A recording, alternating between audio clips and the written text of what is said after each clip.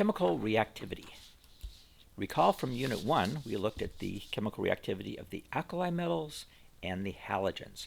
For the alkali metals, the chemical reactivity increases as we go down the family, because remember that the alkali metals react by losing their one valence electron.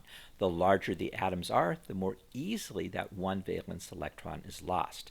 Now it's just the opposite for the halogens. Halogens don't lose electrons, they gain electrons. The smaller an atom is, the more readily it'll gain an electron. So the chemical reactivity of the halogens increases as we go up the family. Of course, now we would say that as we go down the alkali metals, the elements are more easily oxidized. As we go up the halogens, the more easily the elements are reduced. Now we're going to take this idea of chemical reactivity and broaden it to other elements. When one element is able to replace another element in an ionic compound, that element is said to be more active. Example, metals. If we were to take a piece of magnesium metal and drop it into a solution of zinc chloride, this reaction would take place. The magnesium would replace zinc in the compound. So we now have magnesium chloride. Zinc, which was part of a compound, is now in its elemental state. So because magnesium replaced the zinc, we would say magnesium is more active than zinc. Let's look at the halogens. If we were to bubble chlorine gas into a solution of zinc bromide, the chlorine gas would replace the bromide, and the bromide would become elemental bromine. The chlorine replaces the bromine. So we would say chlorine is more active than bromine. Now the key idea here is that the more active element becomes an ion. So magnesium replaced zinc. Magnesium is not an ion before the reaction. Afterwards, it is. Chlorine is not an ion before the reaction, but it's more active than bromine, so afterwards it is. So the more active element always becomes an ion.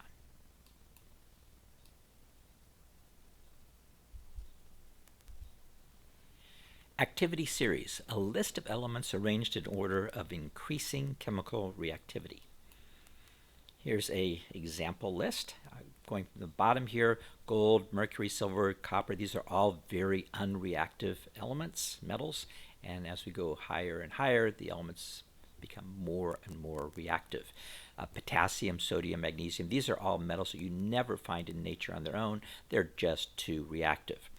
Let me point out that hydrogen is included here because hydrogen, like all the metals listed here, when they become ions, they become cations, positive ions. And that's unique with hydrogen. All the other non-metals become anions. So we can include hydrogen in these activity series. I'm going to compare the elements that are listed here with the ions of those elements. So let's look at potassium. Now potassium is very, very reactive. It gets rid of its electron like yesterday's bad news. It's easily oxidized, which means that the potassium ion has a very low attraction for the electron. So the potassium ion resists reduction. It doesn't want that electron back. It got rid of it. If we go down to very unreactive elements like gold, well, gold resists oxidation. It doesn't want to let go of its electron, which means that the gold ion has a very strong attraction for the electron, and it is easily reduced. So as we go up an activity series, the elements become more and more easily oxidized, gets rid of their electrons more and more readily, which means as we go up, the strength increases as reducing agents. So remember, if something is oxidized, it gets rid of an electron, which means that electron can more readily be given to an element that's being reduced. So the strength increases as a reducing agent as the elements become more and more easily oxidized. Now just the opposite for the ions of those elements. As we go from the ions of very reactive elements to ions of very unreactive elements, the strength increases as an oxidizing agent. So Here, the elements resist reduction, so it's very weak oxidizing agent.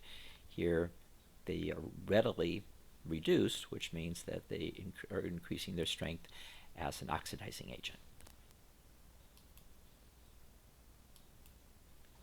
Elements that readily undergo oxidation: metals and hydrogen.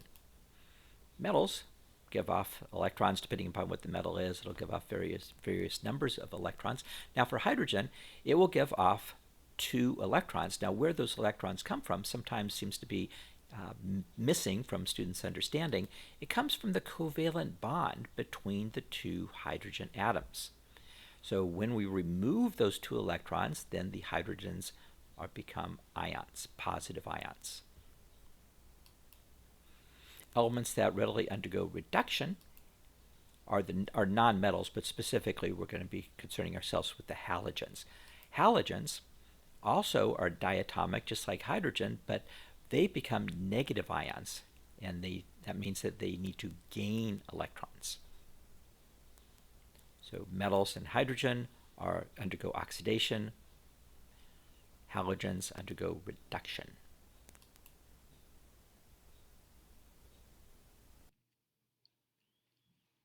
Okay, I'm going to show you a short video here. It's just about 4 minutes long, I think, on deducing a reactivity series based upon chemical behavior of a group of oxidizing reducing agents.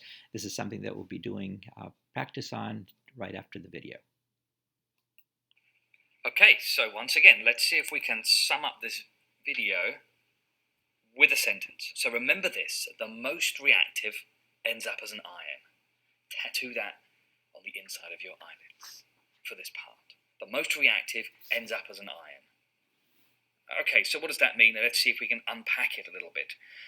Well, metals and non-metals, when they react, become ions. So the most reactive is going to become an ion. Magnesium and zinc 2+ ions, there are 2 things that could happen. The first thing is nothing could happen. Just makes magnesium and zinc 2+, no reaction. The second thing that could happen is that it makes magnesium 2+ and zinc. Now you know what? The second thing is actually what happens in real life. The most reactive ends up as an ion, so magnesium is more reactive than zinc. Let's look at another example.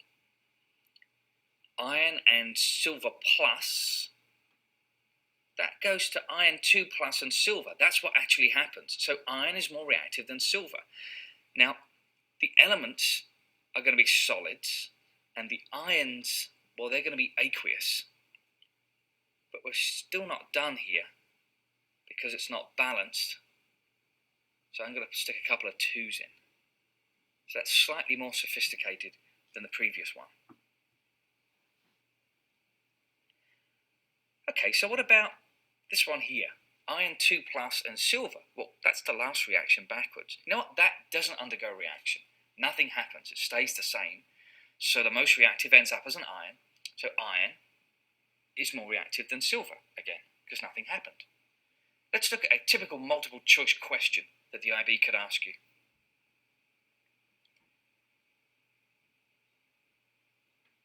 So multiple choice questions are expected to take you 1.5 minutes on average. So what's the order of the reactivity here? Well, the top one, there's no reaction. So you can see that Y ends up as an ion. It started as an ion and it ends up as an ion. So Y is more reactive than X. And Z ends up as an ion in the second one. So Z is more reactive than Y. So the reactivity series is Z beats Y beats X. So let's unpack that a little more. So Z is the most reactive metal there. And so X is the least reactive metal. This is all relative to each other. So metals like to lose electrons. So the most reactive metal loses electrons most easily. And the least reactive metal, well, that gains electrons most easily. Now, oil rig, oxidation is loss, reduction is gain. So that must be oxidation. Oxidation is loss of electrons. So it's the easiest to oxidize. That reduces the easiest.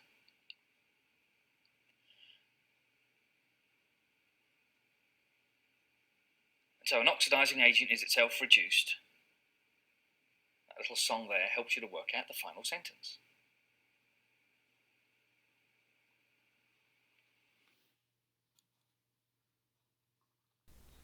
Okay, let me clarify here. He said that as we go across here, the metals gain electrons more easily. No, he meant to say the ions of those metals gain electrons more easily. Okay, let's do some practice. You're going to be given a series of chemical reactions, and each one of those reactions will tell you which of two elements is the more active. So let's take a look here. Magnesium reacting with aluminum chloride. Magnesium replaces the aluminum in the compound, so it is the more active one. But I'm going to remove the spectator ions, which in this case is chlorine, just so that we can see it a little bit more clearly. You don't need to worry about doing that, but we can more readily see that the magnesium, after the reaction has taken place, has become the ion. So remember, the more active element becomes the ion. So magnesium is more active than aluminum. Now for this reaction, no reaction takes place, which means that zinc is not able to replace aluminum, which must mean aluminum is more active than zinc. Here, zinc replaces the copper, so zinc is more active than copper. Here, copper replaces zinc or silver, so it is more active than silver. Okay, now based upon this data, we're going to be able to determine an activity series for the 5 elements that we've investigated: magnesium, aluminum, zinc, copper, and silver. Okay. Now, this pretty much falls into your lap. The order that I gave you these equations is exactly the order of the activity series. If I gave you these reactions in not this specific order, you would just have to play around with it a little bit to see which is the more active element and which is the next active, etc. But for this, we can see that magnesium is more active than aluminum, aluminum more active than zinc, zinc is more active than copper, copper is more active than silver. So that is the activity series. The more active element would be magnesium, and then aluminum, zinc, copper, silver. Now, as we go from the right to the left here, the elements are more easily oxidized, which means that we have an increasing strength as reducing agents. Magnesium very easily oxidized, so it's a strong reducing agent. Silver is not easily oxidized, so it's a weak reducing agent. Okay, now if we write the ions for each one of these elements, the trend will be they will increase their strength as oxidizing agents. Remember, an oxidizing agent gains electrons. Silver has a strong attraction for electrons, much stronger compared to magnesium, which has a very magnesium ion, which has a very weak attraction for electrons. So this is what you're going to need to be able to do. Deduce which of two elements is more active, and given a series of different chemical reactions, deduce an activity series and the activity series, if you will, for the ions, which is the reverse order. Okay, now you can pause the video and try to do this yourself. I would suggest doing that. But I will walk you through this one in 5, 4, 3, 2, 1. For the first reaction, we can see that zinc replaces the lead, so it's more active than lead. Silver is not able to replace hydrogen. Remember, hydrogen, we can look at hydrogen in regards to a metal being a possible replacement, because hydrogen can form a positive ion. So hydrogen is more active than silver. For this reaction, the lead is able to replace the hydrogen. So here we can see hydrogen is now in its elemental state. Lead is now part of the compound. Lead is more active than hydrogen. And for the last reaction, silver replaces the gold in the reaction. So it is more active than gold. Okay, so now we need to kind of piece this together. Zinc is more active than lead. So is anything more active than Zinc, well, not according to our data here. None of these elements are. So zinc would be the most active. Okay, what's the next active? Well, lead is more active than hydrogen. Is anything more active than lead other than zinc? No. So lead would be the next element. Okay, and then we have hydrogen and silver. Hydrogen is more active than silver, and silver is more active than gold. So hydrogen would be the next in the series, and then silver, and then gold. Rewriting each one of these as ions, we would have the activity series of increasing strength as oxidizing agents. Now I'm kind of misusing the term activity series. We wouldn't say activity series for ions, only for elements. Okay, that is it. Your homework assignment will be to do 2 problems similar to these. End of notes.